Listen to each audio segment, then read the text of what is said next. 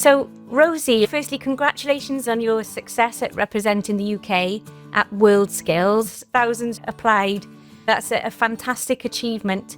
Could you maybe explain a little bit about your journey? So my skill was aircraft maintenance. I first got involved all the way back in 2021. It was my technical training officer, so obviously the role I'm in now, who introduced me to WorldSkills UK and Inspiring Skills. I went for it and I went back through national qualifiers, back to nationals, and actually came away with a gold medal that year, which was fantastic. And from there, obviously, just got better and better.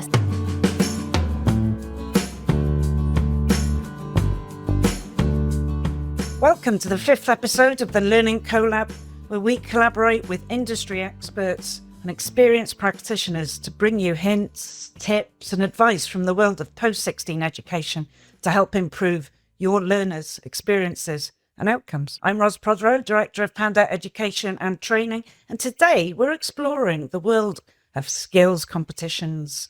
We'll be finding out what skills competitions are and how they can benefit learners and how you can encourage your learners to take part. So I'm Rachel Arnold, I'm also a Director of Panda, and we're really pleased to welcome today's guests, Paul Evans, Project Director of the Inspiring Skills Excellence in Wales project, and Rosie Boddy, former apprentice of Airbus and competitor for Team UK at WorldSkills in Lyon, who is now a technical training officer at Coleg Cambria. Welcome both. Hi both. Welcome. So Paul, to start with, many of our listeners may not have heard of skills competitions before. Could you give us a brief overview of what they are, what they're all about? I'll start at the beginning. Many people ask me in the pub on a Saturday night, what's your job and what you do? And the best way to describe it is every 4 years we tune into the Olympics. What people don't realise, one of the best kept secrets biannually, you get European and Worlds for skills. And it is truly the Skill Olympics. 89 member countries, 2/3 of the world connecting to strive for excellence, not just competency. And it's a true platform, really. But to get to that point, obviously, you never go from a short exercise at home to competing at the Olympics. There's different levels you go through. So you do get the UK finals held annually. And more importantly, in Wales, we deliver what we call Skills Competition Wales as well. Like the old outside our factory, when we used to be good in rugby, we prepare our competitors younger. And more importantly, it gives tutors an opportunity as well.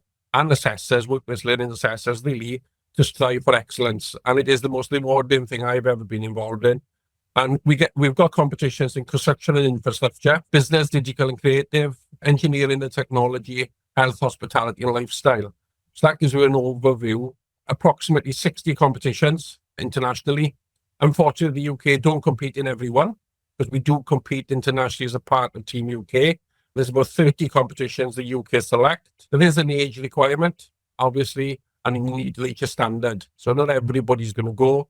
And just to give you a start, you could be competing in a competition and could be 300 people starting that journey, and they're looking for one individual to be sitting on that plane every 2 years to represent the UK. So it's absolutely phenomenal. And it's great to see Rosie with us today. Rosie's been through that journey. And hopefully she shares some of her experiences with us. And what about, Inspiring Skills Excellence in Wales project, what sort of responsibility does that have within competitions? But some 10 years ago, Welsh Government realised the benefits of competing. And I got to thank Welsh Government for the foresight, really, in investing in us as a project. We started off with a clear goal. 2013 was a dark place. WorldSkills Leipzig, there was nobody from Wales competing as a part of Team UK. So the first thing we had to do was address that. We've gone on to build on the foundations. Continuous funding from Welsh Government has enabled us to build a network of dedicated employers, assessors, lecturers from FE, independent training providers and HE. We recently came back from the UK national final in Manchester, and over 70 medals came back to Wales. So it's a true testimony of the standard of education in Wales. And we do promote a Team Wales ethos, that we're all in this together. We all celebrate together. It's just unfortunate not all of the UK has got the same mindset. And we do lead the way. We are the top performing region in the UK. And I'm truly proud of what we have achieved so far. But this is only the beginning. And what about Skills Competition Wales, Paul? What's that about? Annually, we deliver approximately 60 competitions from hairdressing, beauty, carpentry, electrical, welding, publication, cooking. There's a full portfolio. We also deliver competition with learners with additional learning needs. We're quite proud in Wales. We started that some 9-10 years ago when we first started, and the value of that is truly incredible to see the employability skills young people can get to compete in. It's not all about winning, although we strive for gold, silver and bronze. Taking part can give the learners so much more. It can fast track their careers into what they call, we deliver the competitions in the same sectors as the UK do and internationally, but we also deliver competitions of importance to our economy in Wales. We're quite passionate with the land of song, so we deliver popular music, we deliver enterprise, and we deliver quite a unique portfolio. And in the inclusive foundation sector, we deliver a competition for life skills for young people in residential education to develop independent living skills. So we've designed the competition unique around that. Those competitions, registrations open in November, and competitions take place normally the last week of January, first 2 weeks of February this year. That's our competition window. So we've got a 3-week window, and that aligns nicely to the UK portfolio then. So hopefully by taking part, we'll then get the buzz. And I will say, seeing the tutors and assessors walking back and forth outside, it's like being in a maternity ward when the competitors are in there competing the other side of the barrier. So it's totally infectious, really, to see it. And it's one of the most rewarding things I've ever got involved with. And I'd recommend anybody to try it, from an employer or from as a young apprentice. There's nothing stopping you entering yourself into a competition to stretch and challenge yourself. Competency is one thing, excellence is another mark to go for. And excellence is something that can be achieved by everybody. So, Paul, what does sort of a typical skills competition Wales look like? Well, I'll go back to my background. My background is carpentry. What we tend to do, we design the competitions around curriculum where possible, around an apprenticeship framework. There are occasions we've got to push those boundaries because we are stretching the more able and talented. So we've got to push to be able to get a fair result at the end of it. So, for example, in carpentry, we got an element of core work, forming of basic joints, roof work, etc. And the only way, the tolerances we work to, every 1 millimetre out in losing a mark. So they all start that journey with 100%. So every slight inaccuracy, there's one mark on, there's another mark on. And the winner is the one that loses the least. It's not a case you strive for 100, and that's the mindset you've got to come into. Unfortunately, some of the tolerances you work within an apprenticeship aren't to 1 mil. But those are the tolerances we've got to go to identify the best of the best. Because a number of our colleges and workplaces, hopefully they go through pre-competitions. We've got to a stage now where we maximise the number of learners we can come in. So, for example, with the carpentry I've just mentioned, each partner is limited to 2 entries. They'd love to put 3-4 in. So that means they go through a pre-competition at their place of work or at the place of study to identify the best to go forward and represent. And that creates an in-house competition as well. So although we get 1,500 registered for skills competition Wales, it's much, much greater than that, the pre-stage, where they're selecting their competitors come forward. So being chosen to represent your college, place of work, your workplace learning provider is actually an achievement. You've been chosen to get there. And it's a case of going through it, because it does stretch and challenge time management, the mental toughness, the resilience of a young person to take part under those pressures. And it's truly unique and it's worth seeing. Fantastic. Thanks for that, Paul. So, Rosie, over to you now. So, firstly, congratulations on your success at representing the UK at WorldSkills. It's what an amazing achievement to achieve that one person, like Paul was saying, about out of those thousands who've applied. So, that's a fantastic achievement. Could you maybe explain a little bit about your journey, how you got involved in the competition, or what competition it was, and talk us a bit through that? Yeah, of course. Yeah. So my skill was aircraft maintenance. I first got involved all the way back in 2021, and I was an apprentice at the time for Airbus, but also a student, obviously as part of my apprenticeship at College Cambria. And it was my technical training officer, so obviously the role I'm in now, who introduced me to WorldSkills UK and Inspiring Skills. And they said, we think your hand skills are really good. We think you should go for it. And I knew very little about it at the time. I'd heard of it, but didn't really know the ins and outs of it. So in June, I competed regionally, or in the national qualifiers, as they call it now. Got through to that, competed in nationals in the November of 2021, and then realised how almost out of depth. I felt it was such a big jump from what I was expecting to what it actually was.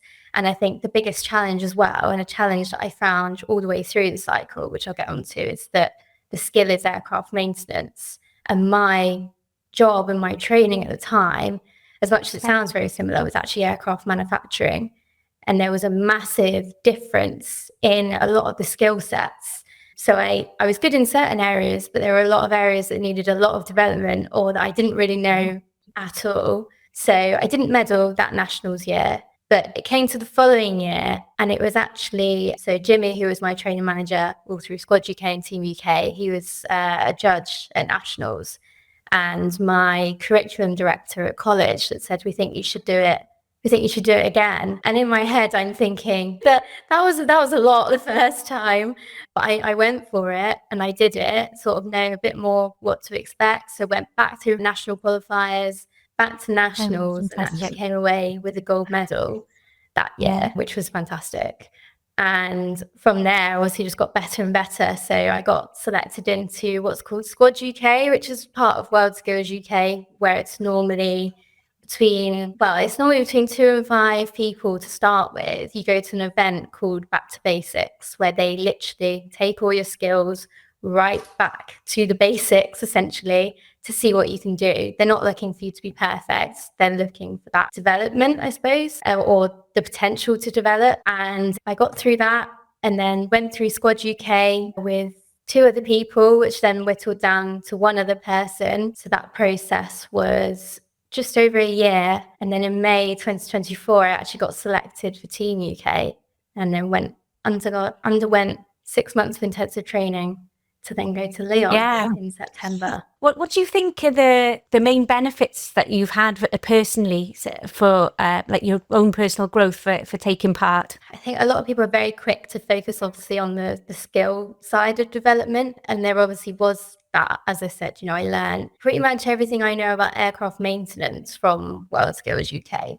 and to compete in the top of your category and like the top in the young people in the world, when I didn't really know an awful lot about it to start with, and I was just using my manufacturing knowledge and experience from the start. I think that really says a lot about the program and the development that comes with it. But skills aside, I always say it to people, but like the soft skills development, I think is something that's really like underrated.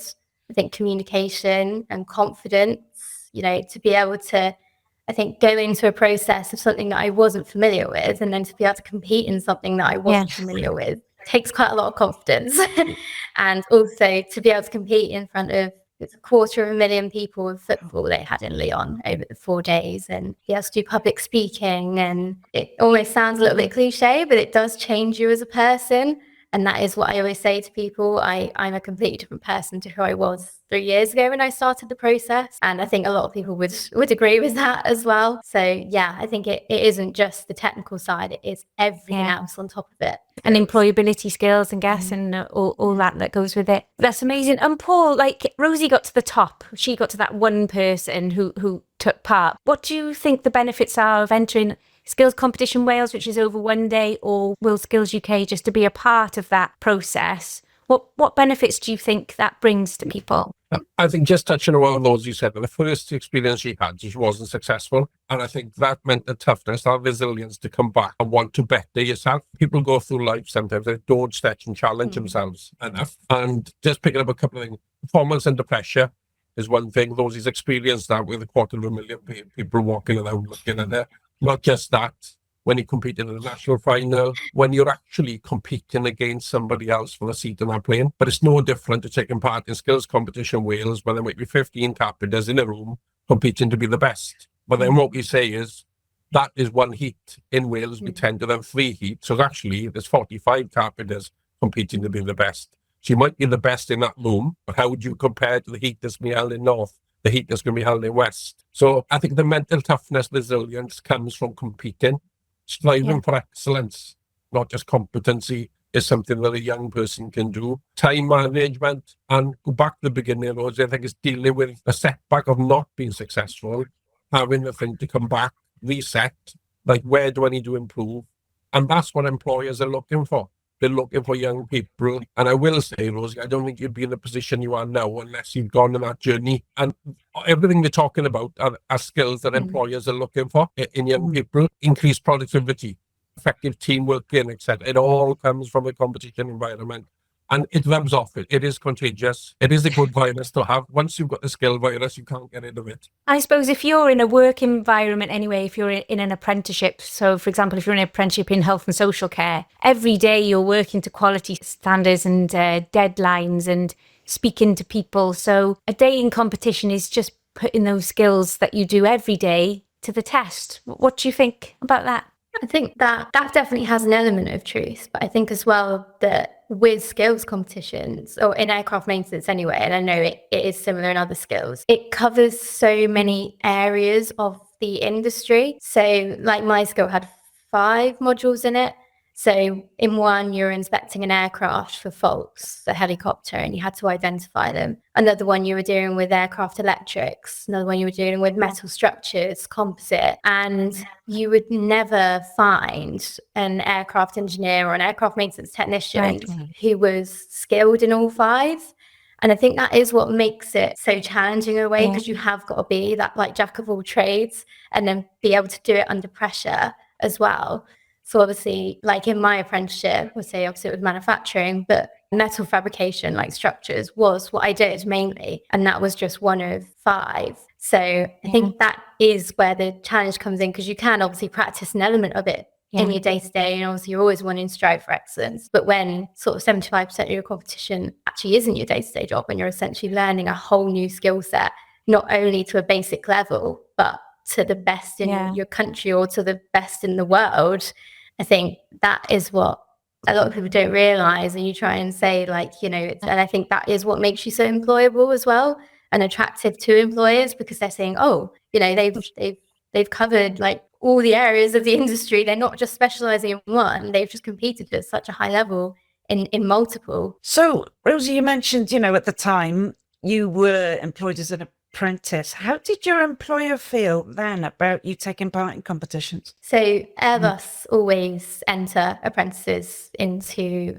both Inspiring Skills competitions and WorldSkills UK. They see it, you know, as a massive benefit for them and obviously for the apprentice. And Paul, what do you think for employers? What are the benefits that participating in skills competitions can bring? Well, first thing I'll say, Rachel, is we mentioned Airbus there, and I don't want people to think it's only for the larger employers, because we have got like Amazon, Airbus, JCB, Magellan. We got all larger SMEs that do see a value in entering their apprentices into the program. But we've also got small SMEs. A young girl at the moment is squad and back on the back to basic side who's working for a sole trader. So you don't have to be a large employer to engage in these competitions. Hopefully, smaller SMEs have also got a big part to play here. And sometimes the smaller SMEs have got an advantage because they're closer to the young people that are going to be competing and representing them. From an employer perspective, I would say higher skills lead to higher productivity.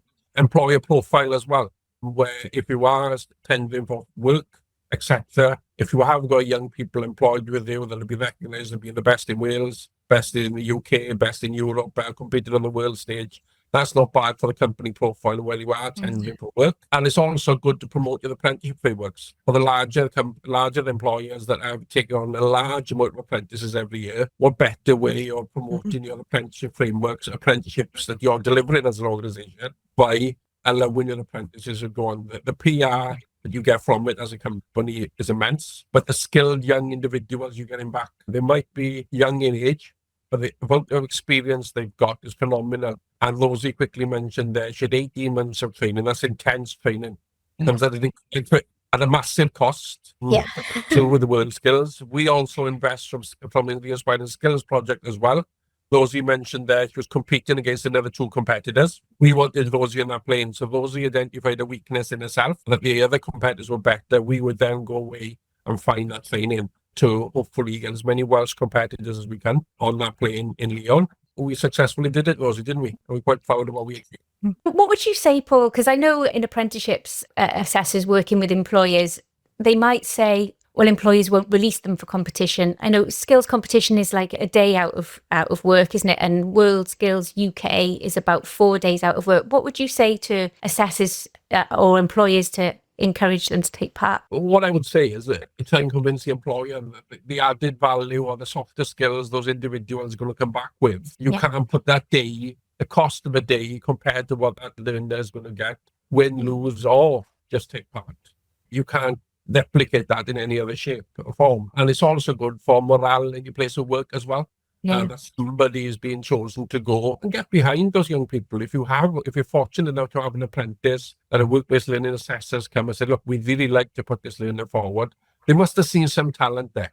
But don't be disappointed if you don't get success the first time. As Rosie's experience is taking part, you'll have a different apprentice coming back or young person coming back after being through the experience of just purely a one-day competition. There is an element prior to that competition where we encourage pre-training. I am competitive. There's nobody in Wales that's not shit but competitive, right? We all are humans. And we do encourage from a Welsh perspective, if the national finalists, we invest from a Welsh perspective and encourage at least 12 hours of training. You don't want to be there, be the bridesmaid. You want to give it your best shot. If you give it your best shot, you can live with failure. If you don't give it your best shot, it's a hard failure to deal with. So we prepare, we're arming our competitors to go. This year at the national final, we had about 110 competitors from Wales competed in the UK. 25% of the national finalists were from Wales. Over 70 of them came back with medals. So the conversion rate is there and the preparation. And that comes down to phenomenal employers, phenomenal work-based learning assessors, and phenomenal tutors behind them. So hats off to what Wales is achieving. But I will say, I'm quite proud to say, we had to go to Manchester this year at the national final, and the year before we've been in Manchester. The national finals coming to Wales in November 2025. So what I will say is a call to arms now. 80 medals, why can't we make it 80 medals or 90 medals when it comes to Wales? There's nothing better than winning on home soil. And I'm sure Rosie will be looking to come back in again in some other competition, I'm sure. And I'll say, so that's why we're trying to promote even more now. It's a fantastic opportunity, and hopefully now more will take up the challenge. And let's see if we can celebrate in Wales in November 2025. Fantastic. And Rosie, there was a question from Paul Ed. Will you support your own learners now that you're a tutor at Coleg Cambria? Would you think you'd support it? Yeah, absolutely. I already am, I suppose. I think it's because I'm teaching on the Airbus side anyway. So obviously Airbus are always wanting to enter apprentices. But I think it's having gone through it myself allows me to shout about the benefits of it and, say it firsthand, like what's actually part of it. Because you say it to them and they don't know what it is. And I think that's half the problem.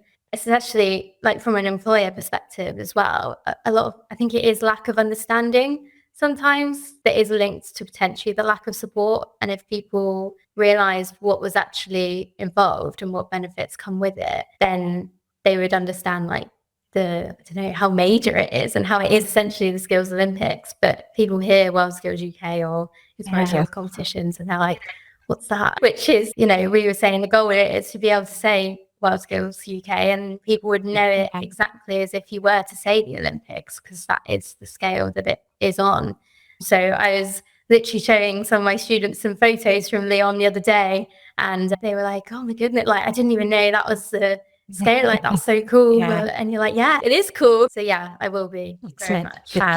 I was lucky enough to go to the WorldSkills last year in Gdansk, and I knew a little bit about skills competition, but I was blown away because it really, it's a cliche, but it really is like Olympics. They put a lot of time and money into it, and it was held in a stadium, the opening ceremony, the closing ceremony. But the young people there, they were excellent, all of them. The fact that they got there, that was an achievement in itself. And I think you're right. When you mention it to people, they've got no clue what it is. So it's about the word. And yeah, I've seen it's a great thing to be involved in. So if some of our listeners did want to get involved and if they were interested, how can they find out more?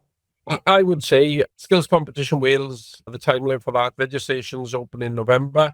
Competitions take place then last week in January, first 2 weeks of February. So if anyone would like to attend any of those, if they look on our website, there's a full calendar of events where they're being held. This year we will be holding 58 skills competitions across Wales. So chances are there's a competition close to you. We've done it slightly different this year where we've clustered the competitions to make them more spectator friendly. So you might want to visit a venue. I'll give you an example. Merthyr College will have on hairdressing, creative media makeup, we'll have construction, some engineering competitions, some IT competitions. So it's got some 14 competitions being held at one venue. Similar in GLM, our largest one in North Wales, is over 20 competitions being held on a single day across 3 different locations in the north.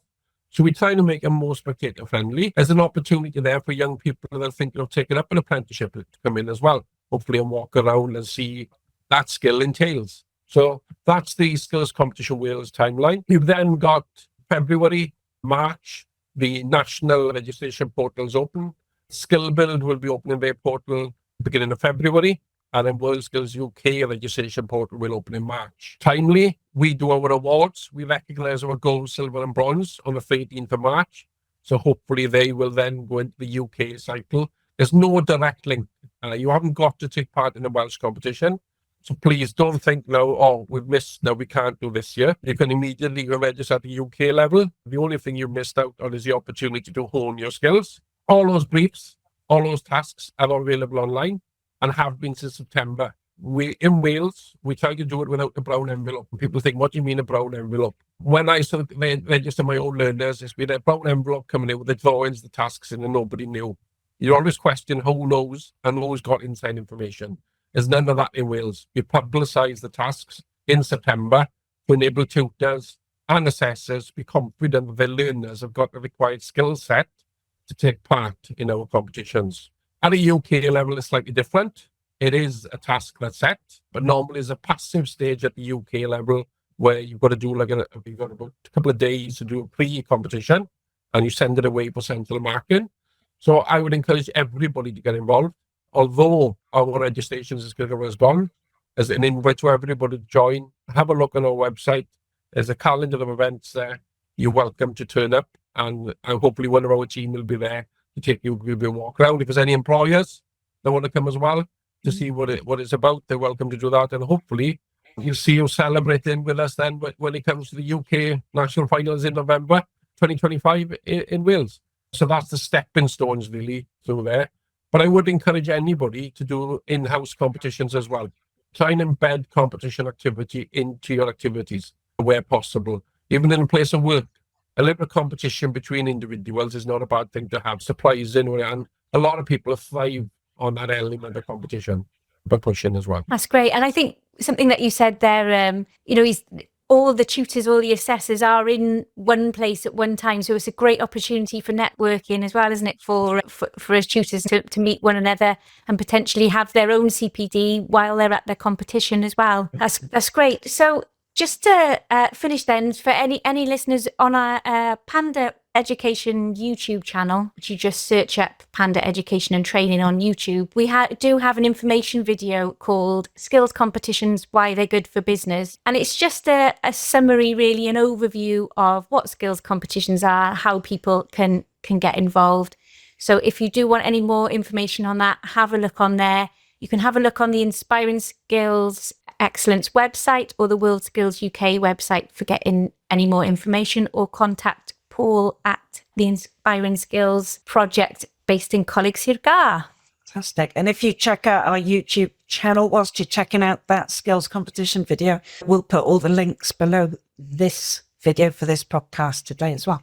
So that's it for today's podcast. Thank you so much, Paul, for inspiring us to enter our learners into skills competitions. And Rosie, thank you for sharing your amazing journey through skills competitions. It's brilliant. It's such a good example. In our next podcast, we will be talking to Charlotte Dando, who's Head of Learner Journey and Inclusive Learning at Cardiff and Vale College, and Nicola Ankin, Disability Consultant and Director of In Exclusion, all about inclusion in work-based learning and apprenticeship. So we hope you can join us. Feel free to click subscribe to follow us and check out our socials as well. We'll see you all next time. Thank you very everyone. much. Thank you. Thank you both. Thank you.